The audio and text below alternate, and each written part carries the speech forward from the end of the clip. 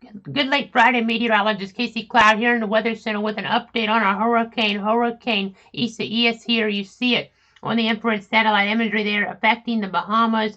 We have a lot of that thunderstorm activity there, and we're seeing it pretty well organized, to be quite honest.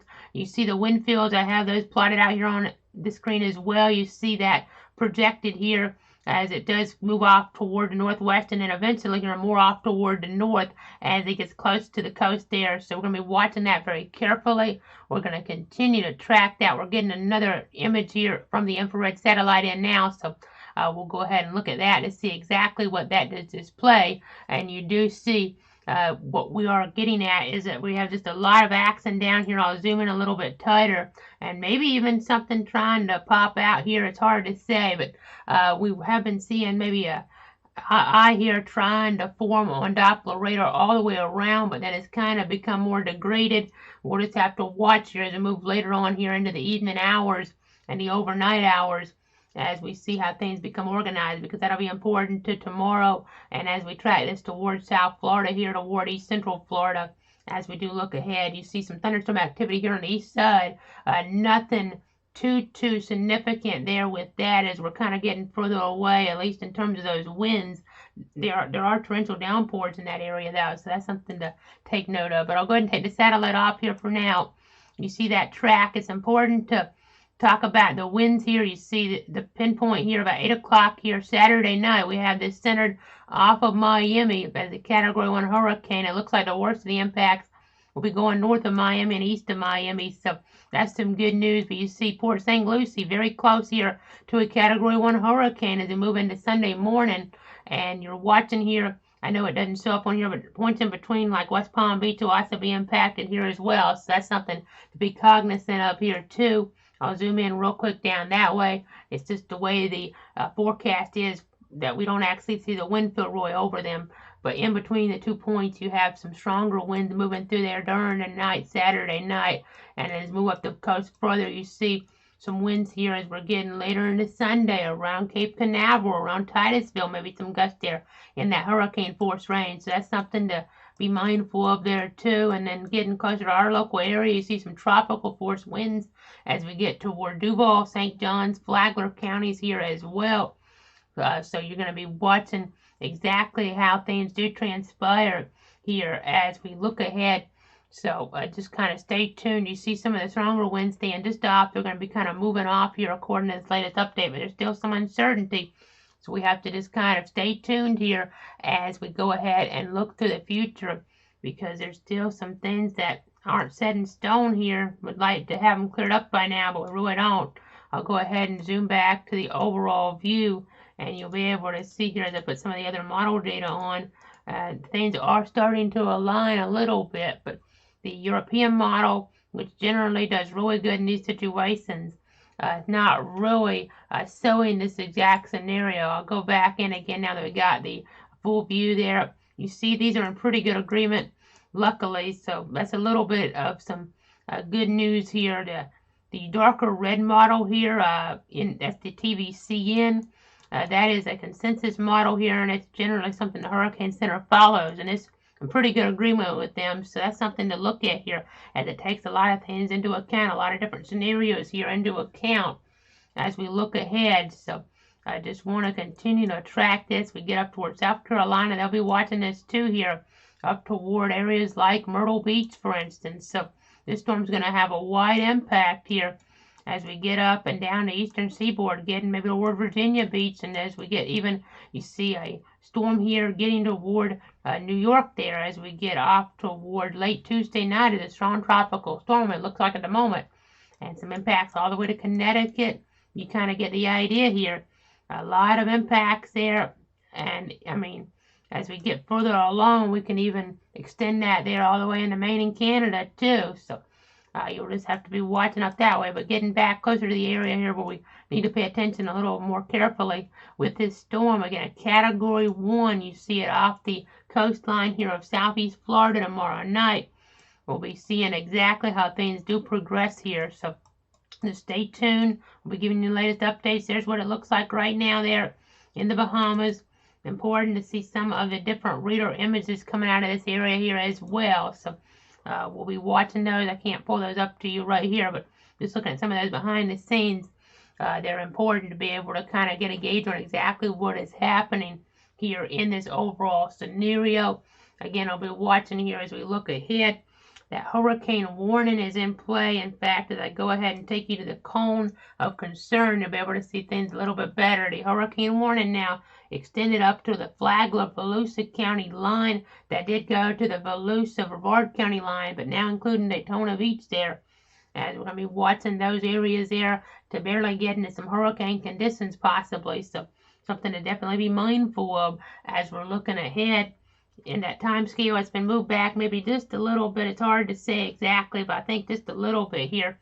Those times, we're looking at a little bit further on the times, and those positions haven't moved too much. So that's something to kind of be mindful of here as we're looking at the overall track. You see at 8 a.m. Sunday, 80 mile per hour max sustained winds there in that Port St. Lucie area. 75 mile per hour max sustained there around Cape Canaveral at 8 p.m. Sunday.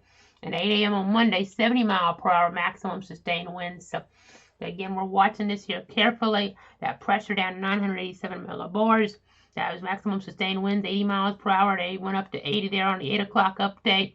They were at 75 earlier. They were 80 earlier. So time to try to get some more organization there in terms of those winds. We'll continue to watch here again as we progress in time, as we continue here to look ahead. And you see again that track as eventually goes to the Carolinas. That is kind of focused it a little closer so you can kind of get a better idea where the cone is. It still includes interior here in north central Florida. We're talking about areas there of Stark. I mean, to be honest, they're under this, also getting over toward areas like McClinney as well. So you kind of get the idea. There's still a wide margin for only a 48-hour or so type a situation where in about 48 hours or so, according to the official forecast, that we're moving near here, the area, if it's not actually over the area, if things change here, if we have some wobbles. We'll look here as we get towards some of our other data. This is the European model I was referring to, the 12Z run. Now, the 0Z run will be out here at about 2:30 or so on Tropical Tidbits there, that website. We'll be kind of watching that here carefully to see what type of trends there are with that, because that's important. And now we'll be looking more at radar and satellite too as we get closer into time. But just the European model here, one of the better models in these situations. It's important to see what it's doing because it's having it come further west, and then that might mean it's a weaker storm our way, but it might actually mean more impacts because here in northeast Florida we would get into more of the dirtier side of the storm possibly, or close to that dirty side if it kind of curves back there off the coast, be real close there, and maybe parts of an area in that there. So we'll watch and see how the heavy rain progresses. This model really giving east central Florida, southeast Florida, parts of those areas quite a bit of rain, so that's something to watch too. We'll watch to see if there needs to be any flood alerts in play as we look ahead in the time frame. Now, in terms of the most likely arrival time for those tropical force winds, you see here as we get toward tomorrow afternoon, tomorrow evening, if we do get them in South Florida there, southeast Florida precisely, we're talking around Broward down toward Miami-Dade counties there, maybe around sunset, give or take, or a little bit earlier than that. And then as we get here a little bit down the line, you see there between late Saturday and early Sundays, we're looking up there.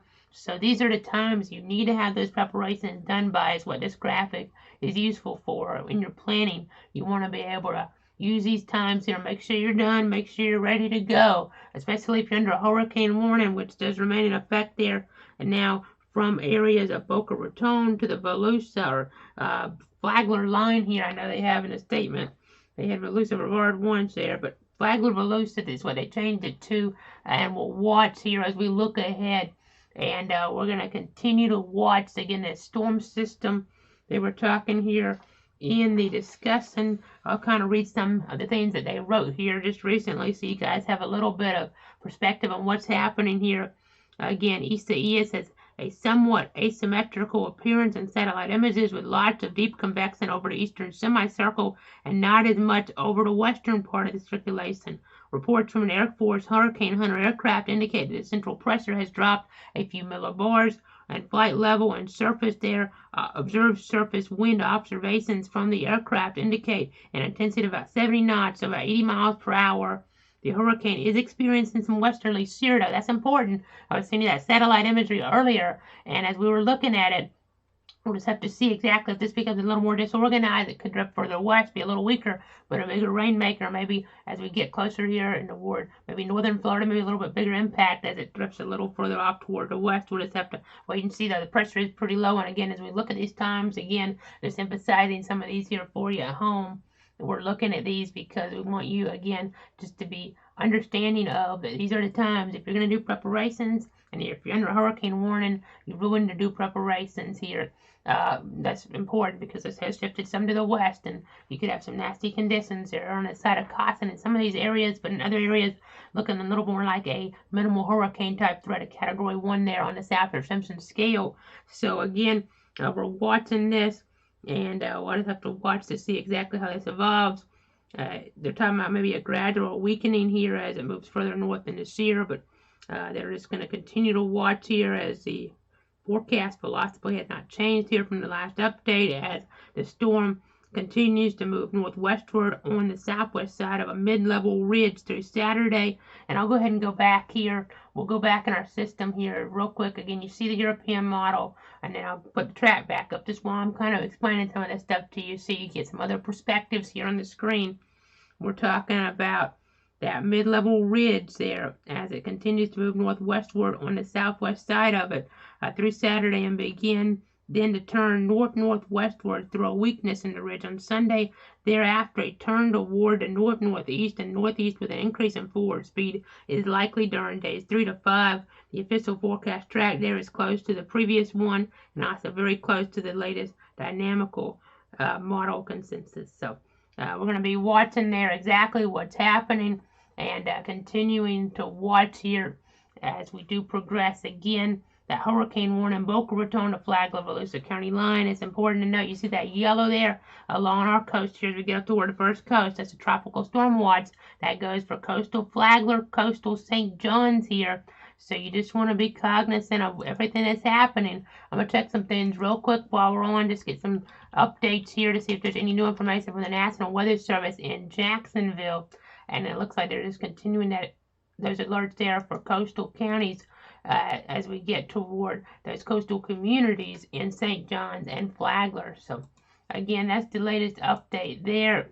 Just making sure we're not getting any shift maybe inland with those advisories, with those warnings or watches here as we're looking toward North Florida right now. Just a tropical storm watch, but we're going to be watching to see if we get some other alerts in play. I know they're watching for the potential for some rip currents here as well, and there's a tropical storm warning for inland areas of East Central and Central Florida there as we get toward Orlando and Kissimmee, and I'll touch on that here in just a moment. Again, there's your European model. There's your most likely arrival time for those winds, which this is important again for preparations. That's what this is important for. We'll move along now in the sequence. You see that the storm surge forecast unchanged from what we had earlier, but I did want to note that you just got to be aware of some beach erosion here, dangerous rip currents, and high surf, because this may end up having more coastal impacts here than really anything. That's what it seems like. That's what's going to happen here. Storm surge watch, Ponte Vedra Beach to Jupiter Inlet here. Again, 2 to 4 feet is what we're expecting from Ponte Vedra Beach to Jupiter Inlet. 1 to 3 as we get further south. We're talking about areas there in toward southeast Florida, going all the way down there, it looks like, with that storm surge threat down toward Miami, per se. They're saying North Miami Beach in the statement. So, again, we're watching this potential here. These numbers right now in toward the first coast, these are less in terms of those totals in comparison to Matthew by quite a large margin. We were talking about numbers much higher with Matthew, and then Dorian, not that big of a difference, but you got to keep in mind that Dorian and Matthew as well, they were expected to be worse than what we ultimately saw, and I'm comparing those to the actual totals. So these are forecast numbers under what we saw with those, and we just have to keep an eye, see if these go up or down here. I know those numbers ended up going down in that scenario. That scenario got a little bit better. We were really talking about those storms because those had a potential to be really catastrophic. Matthew was, and of course, some of those spots there along the immediate coast here in our region, but in general, it could have been a lot worse as we're talking about areas towards St. John's River, and then, of course, we had Dorian, which was catastrophic in the Bahamas, but Florida was pretty much spared by it, luckily, and that's overall situation because that was such a powerful storm, but it's kind of taking an interesting path, both of them. Anyway, they did, and this storm's taking an interesting path here as well. As we look, there's talking about other storms. Irma, I know that was more of an inland impact. This storm earlier on, some of the tracks had it further west in the Gulf, but that doesn't seem like that's going to be the case at this point. That margin for error, as we were talking about with the track there, not taking it into the Gulf of Mexico at this point.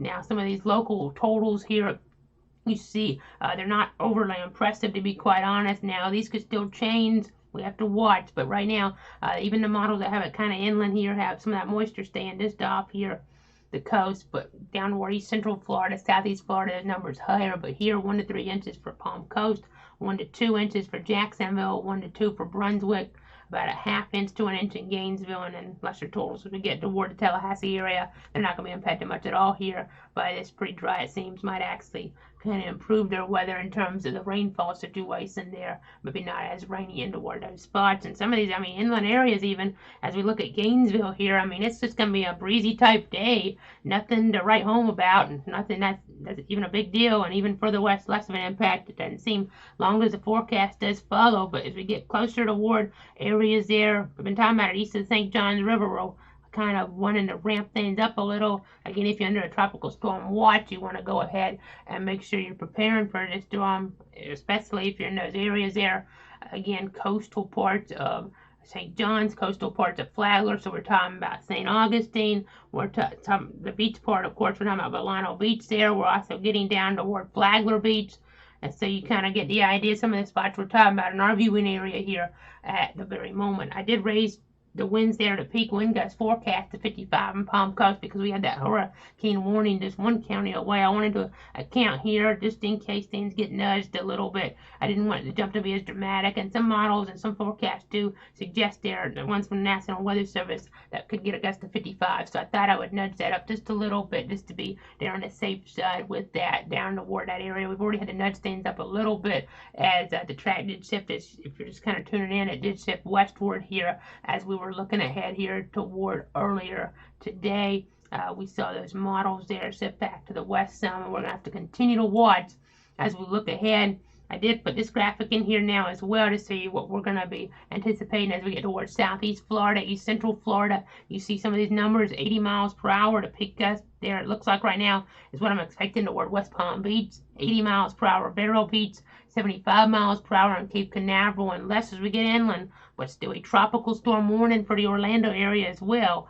And then even less as we get across the state. Doesn't seem like it'll be much of an impact in Tampa. 35 miles per hour is what I have over there on the west coast there in west central Florida. So you kind of get the idea here, the overview of this scenario. Bigger impacts to the south because that's where it'll be coming in. So either close to the coast there, or if it's inland, it would be weakening as it gets further up. And that's why we see the numbers less here in our region here in northeastern Florida. So just giving you that overview. Again, we're moving to this list pretty quick. We are on Isaias here. And again, we're just going to be watching. I know we have another system near Africa that could become Josephine here. We'll have to wait and see. Not overly concerned about that because it looks like it'll fall apart. They're pretty quick. They're out toward Africa. Just checking some different things here. I want to make sure we're not missing anything because there can be late breaking developments in these situations. Last night, right after I went off, we had an update there from the Hurricane Center with the storm becoming a hurricane. So you just have to be cognizant here of what is happening. Again, we're going to continue to watch as we look here at some of our different sources. We still have depressing 10s, what they're saying off toward the east there, off toward Africa, so no upgrade there. And then as we're looking here, no information that's been changed on our storm system. And again, we'll continue to watch. Let's take a look here on my end, see if we have some recon information that might be important. Let's see, some of these numbers here, some of this information is new. So let's pop this up real quick. I'll be able to see what's happening here as we start to wrap up the coverage. I know it can be kind of confusing with all the things on here, but I'll take some of this stuff off right now As we're looking at the Bahamas, you see some of these yellow areas here, indications of those winds getting stronger in those areas. Some of these may be questionable, but we're just kind of watching to see exactly how things are transpiring as we get closer down toward the surface. And lowest pressure, they do have 984 millibars on here. It looks like with one of these and 985 on the other, but they're officially going. It looks like here in the advisory, it looks like we have 987. So we'll watch to see if anything gets changed here. I know they're evaluating this storm with different aircrafts in it and trying to get that latest information. As we look across it here, look across these different numbers, I see some of these readings here, 65 knots here right after. It looks like 11 o'clock, so 65 knots or so. That's about what they have it at. They have it at 70, so 70 knots here. It's equivalent to 80 miles per hour. So they're finding pretty similar information here. This is still a hurricane, it seems, based on the observations there by the hurricane hunters. We'll go ahead and take this off here in terms of these aircraft. In terms of this aircraft data, we'll put on the wind radius, and we'll go ahead and wrap things up for tonight. Now tomorrow, in terms of our coverage, as a state of emergency does continue here for those eastern counties in Florida, and then some inland areas there like Orlando, and then getting up toward parts of our region, we have Clay, and also over toward Putnam there. Nassau is on the coast, of course, but they're under this here in our local area. Duval, St. John's, Flagler as well. So that pretty much wraps it up in terms of coverage on your Saturday. We're not going to be doing a lot earlier on, probably, unless something really changes dramatically, because we want to kind of make sure we're preparing here for the coverage as we get later tomorrow night, and especially into Sunday, because things are going to be really busy here. I mean, as we're looking up the coast, you see, even as we get toward Monday night, it could be a tropical storm or low-wind hurricane. You always got to prepare for one category, one level above what you're seeing. So if you see those tropical storm icons up there, be thinking it could be a hurricane as a Cat 1, and be thinking that these Cat 1 numbers could go up to Cat 2 if things change. You just always have to be ready here during hurricane season. Coverage probably later tomorrow night, but in the meantime, go to cloudsweather.com/tropics for that latest tracking advisory. Thanks so much for tuning in, and have a great night.